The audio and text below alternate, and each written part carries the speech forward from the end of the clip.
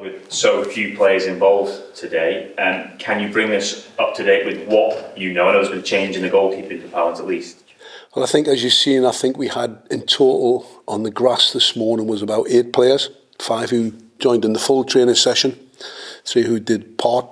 But we're waiting for guys getting off aeroplanes and flights, and we'll not really know until tonight.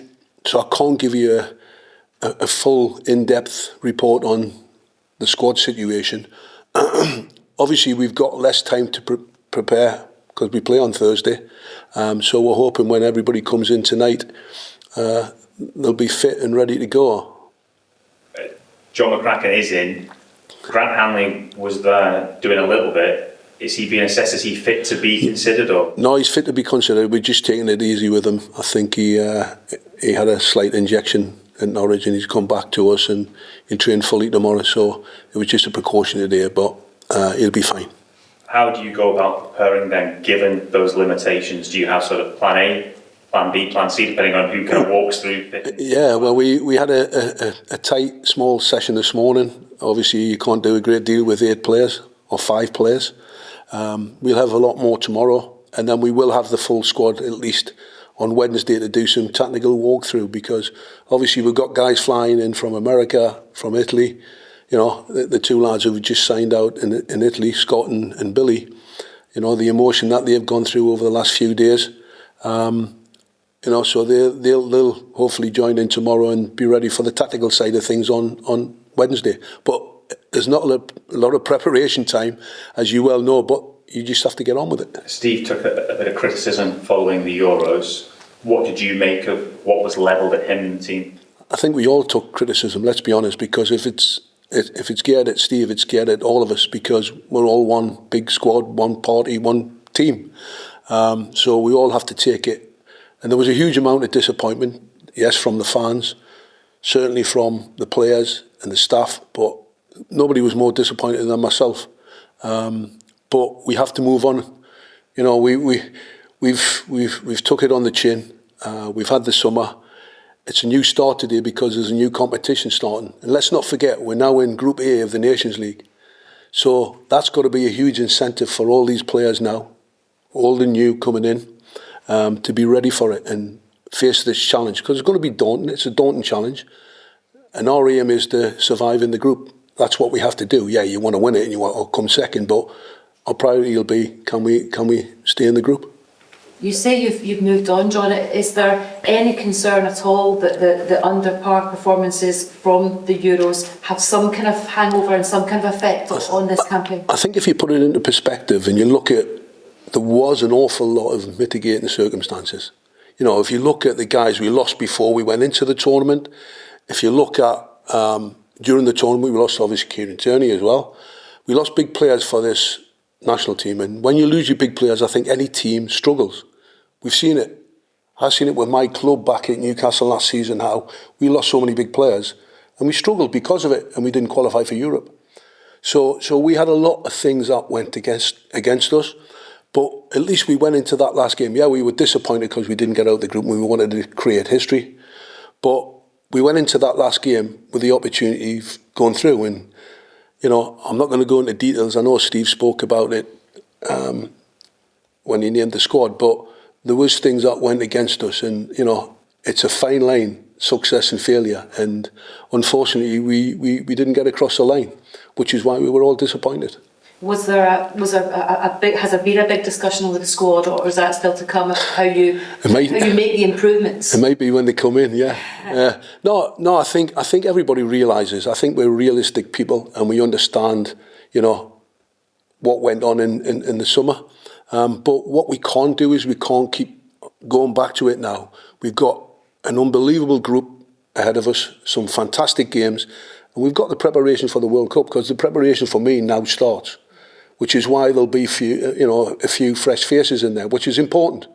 So, you know, we've looked at every part of the world, part of the globe, to see which players could come in to take us forward. And let's not forget, Scotland were in the doldrums 23 years ago, and now we've qualified for 2 back-to-back Euros. We've qualified and got into the Nations League Group A. So I think we're going in the right direction. There's still a huge gap to close. Let's not forget that. But we have to put it into perspective of where we are, how far we've come, and where we want to go. And, we'll try as long as we can to keep improving that and make progress. You agree though, John, that the fans are demanding more, and do you feel that will lead to more pressure from the... That's what happens.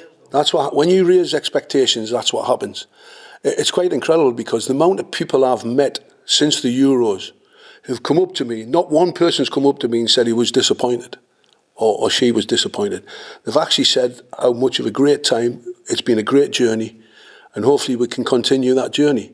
So that gives you a little bit of a lift, the fact that people are saying that. And I know you're going to have people who are going to criticise and they've got the right to say that.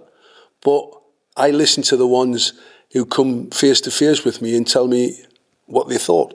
And they thought that, the journey that we've been on, like I say, the experience, they've never had it for so many years. Even when they qualified the previous time, maybe it's too young to travel. And so I think everybody, there's disappointment there, but I think people are realistic as well. I mean, let's not forget how big our nation is. I mean, it's a wonderful place up here, but we're not a huge country when it comes to football. We are in the eyes of the fans and the players, but what's the population? Great question. 5 point? 5 point. Yeah. 5.5. So it's not a huge population, and obviously there's other sports, but we are thriving to try and improve it and give more success if we can to the people. Do you think there's a section of the Scotland support that you need to win back and get back on side after the disappointment of the Euros? I've got to be honest, I don't think so. Because I think the proof is in the pudding. Yeah, let's not forget, our recent games have been against top sides in the world, not just in Europe. So, let's have a bit of realism here. And it's going to be tough. The next 6 games are going to be exactly the same, coming against top nations. But would you not rather have that? Because I certainly would. I would certainly want to play against Poland, Portugal, and Croatia in the next 6 games, because that's challenging. It's going to be tough. We know that. But I'm sure if you're a part of the Tartan Army or the fan base, you want to play games like that. And that's being respectful to the smaller clubs, countries. How confident are you that the lessons that you need to take from the Euros into this can be taken? Well, you like to think you can take into the next phase. I mean, we're going into the first game. For example, the first away game in Portugal, how we learned from the experience against Germany. The occasion, the size of the game, the prestige that went with it. So only time will tell if we've learned from that. What's the biggest regret you have from the Euros? Well, obviously not getting out the group. We can look at what we did in the last game. We can talk about should we play this system, should we play with those players. But at the end of the day, if you think hard and fast about it, we were about 10 minutes away from what looked an obvious penalty that wasn't given. We then have a great chance at one end, they go up the other end and get the winner. It's a fine line, it's a fine margin. But for me, from a personal point of view, the biggest regret was we had a chance to create history and we didn't. So that's got to be a drive. For me, that's got to be a drive and a motivation to go again. John, do you see it as a benefit that do you see it as a benefit this campaign coming so close to the summer so that those around the team can't dwell on what happens at the Euros? I've got to be honest, it doesn't seem that close. It seemed like years ago for me, sitting around doing nothing. But yeah, it could help. And obviously most of the guys have had a good pre-season and they're just at the beginning of the season. So they're coming in hopefully fresh and it should help us.